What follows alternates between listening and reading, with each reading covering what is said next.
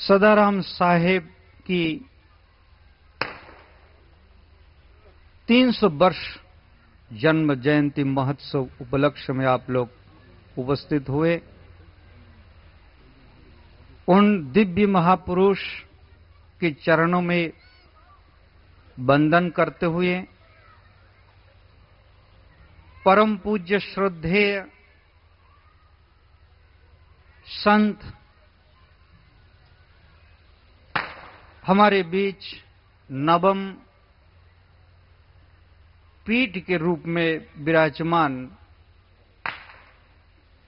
धर्मात्मा युधिष्ठिर लाल जी महाराज एवं उपस्थित संत वृंद, सत्संग प्रिय माताओं, भक्तिमती देवियों, सज्जनों,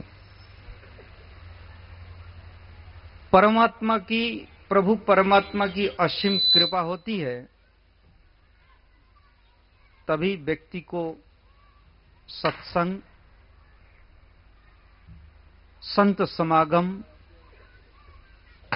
और संतों के श्री चरण में बैठकर ईश्वर आराधना करने के मौका मिलता है। परमात्मा की कृपा के बिना संभव नहीं है। हम अपने सामर्थ्य और शक्ति के द्वारा बहुत कुछ प्राप्त कर सकते हैं, परंतु शास्त्र में कुछ चीज दुर्लभ बताया गया है।